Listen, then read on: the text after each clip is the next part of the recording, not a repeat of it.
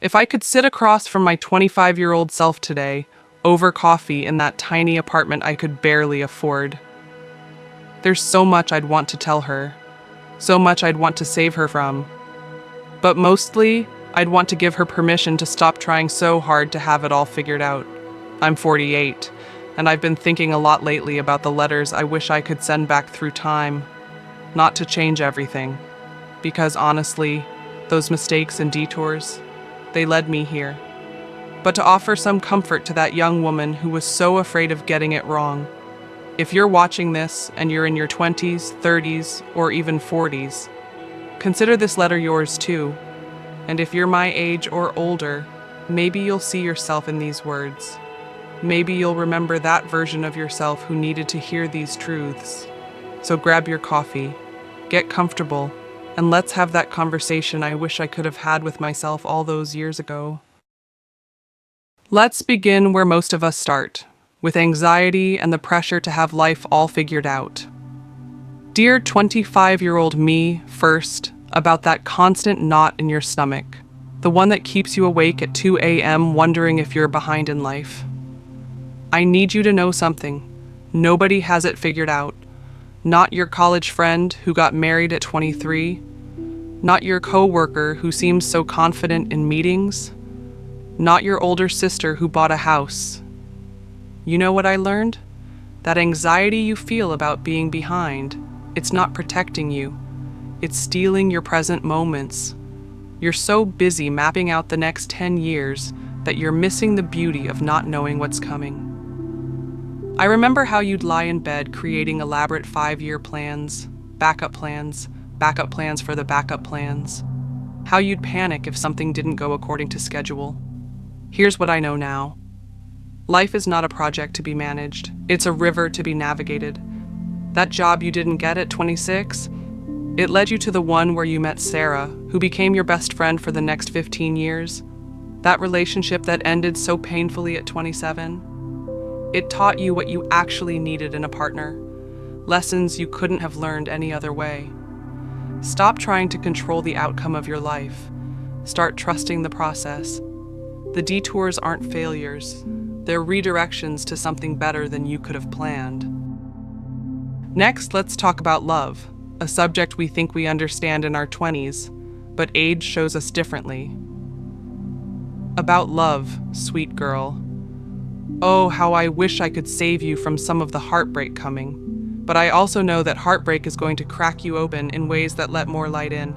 You're going to waste too much time on people who don't see your worth. You're going to twist yourself into shapes that don't fit, thinking that's what love requires. You're going to mistake intensity for intimacy, drama for depth. Here's what I need you to understand. You don't have to earn love. You don't have to prove you're worth staying for. The right person won't make you feel like you're auditioning for the role of girlfriend, wife, or partner. That person who makes you feel like you're too much, they're not your person. Your person will have space for all of you. Your ambition, your sensitivity, your need for both adventure and quiet nights at home. And please, please stop saying yes to dates out of politeness. Stop giving second chances to people who show you exactly who they are the first time. Your time is precious. Your energy is sacred. Don't spend either on people who don't appreciate the gift. Also, and this is important, learn to be alone without feeling lonely. Learn to enjoy your own company. Take yourself to dinner. Go to movies solo. Travel alone if you want to. The relationship you have with yourself sets the tone for every other relationship in your life. When you do find your person, and you will, it won't feel like fireworks. It'll feel like coming home. Now let's turn to something that shapes much of our lives, whether we admit it or not: money and success. Now, about money, and I'm going to be really honest here because nobody else will tell you this stuff. You're going to make some expensive mistakes. You're going to buy things to impress people who don't actually care. You're going to think that expensive apartment makes you successful when really it's just making you house poor. Start saving now, even if it's just $50 a month. I know it doesn't feel like much, but compound interest is magic you can't understand yet. That $50 at 25 becomes thousands by 45. Open a retirement account. Yes, retirement feels like a lifetime away, but trust me, it's not.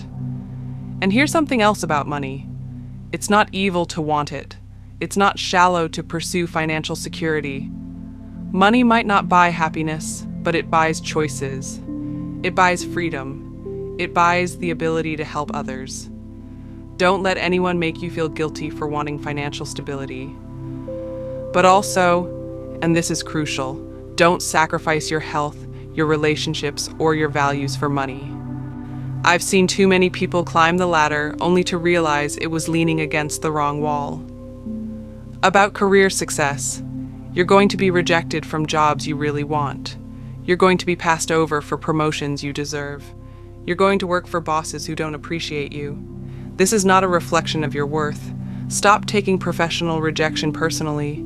It's not about you. It's about fit, timing, politics, budget, or 100 other factors you can't control.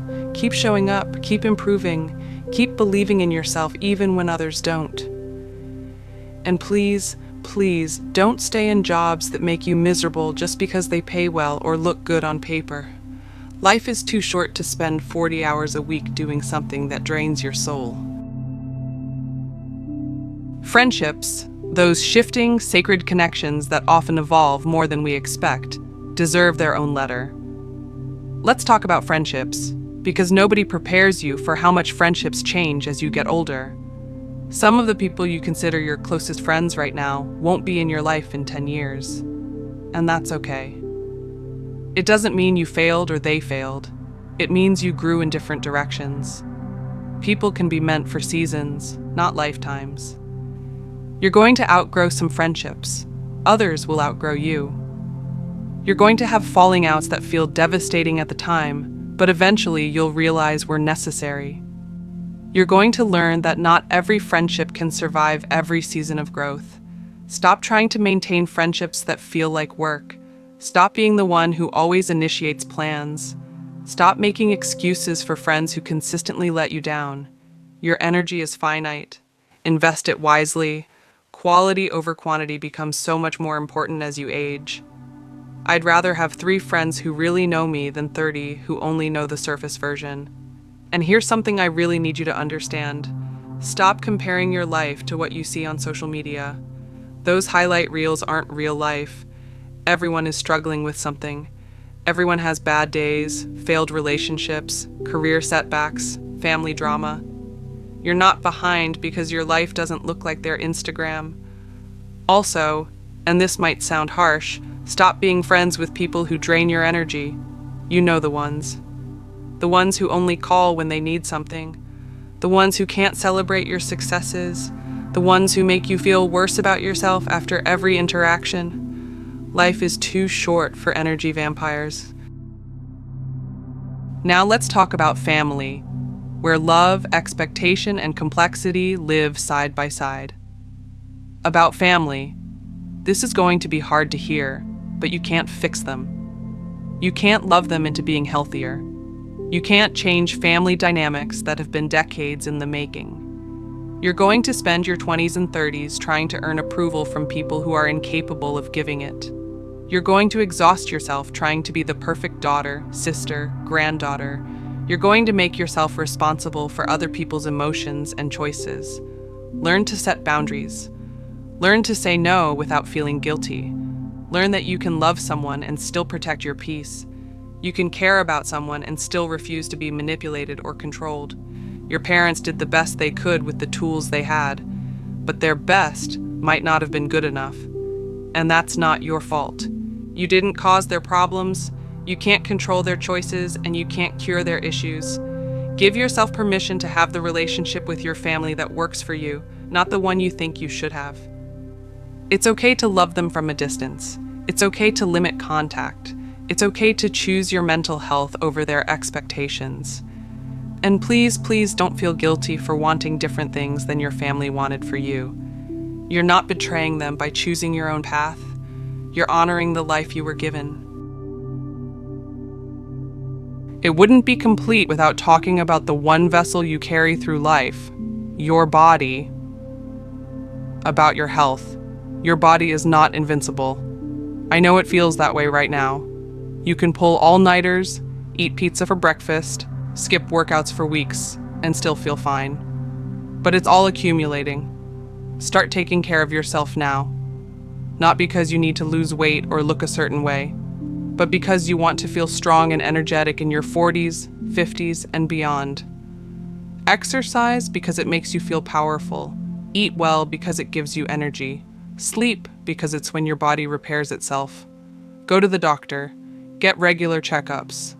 Don't ignore symptoms because you're busy or afraid.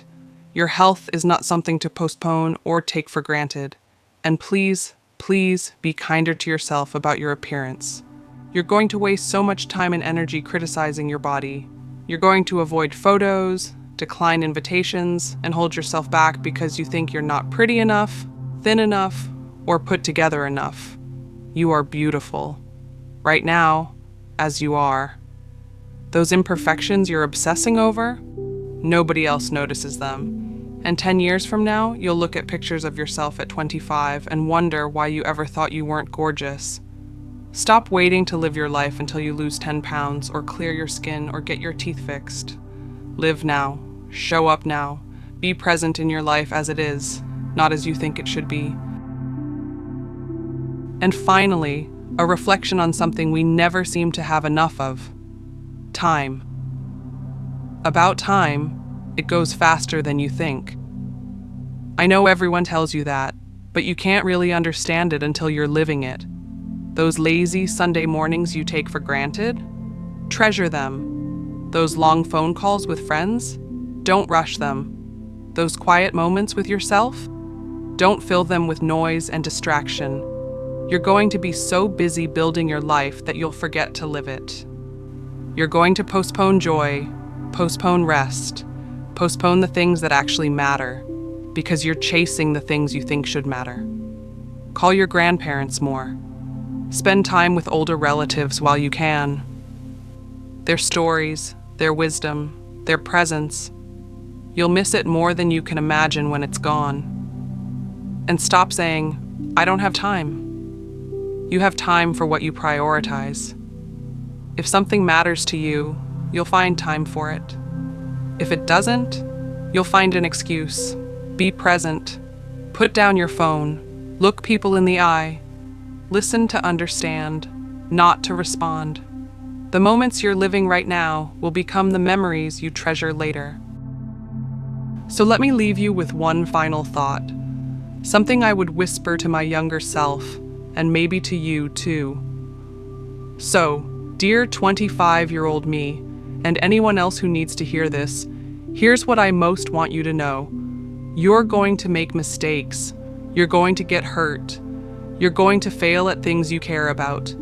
You're going to disappoint people and be disappointed. You're going to have days when you question everything. And you're also going to experience joy you can't imagine. You're going to love and be loved in ways that surprise you. You're going to accomplish things you never thought possible. You're going to become a person you can be proud of. The path won't look like what you planned. It'll be messier, more complicated, more beautiful than you expect. And that's okay. That's how life is supposed to be. Be patient with yourself. Be kind to yourself. Trust yourself. You're going to be okay. Better than okay. You're going to be exactly who you're meant to be. And if you're watching this and you're not 25, if you're 35, 45, 55, or beyond, remember that it's never too late to start treating yourself with the compassion and wisdom you wish you'd had earlier. It's never too late to make different choices. It's never too late to become who you're meant to be. What would you tell your younger self? What wisdom would you share? Leave a comment below. Let's continue this conversation, because maybe the letters we write to our past selves are really love letters to each other. Thanks for listening. Thanks for being here. And remember, you're doing better than you think you are.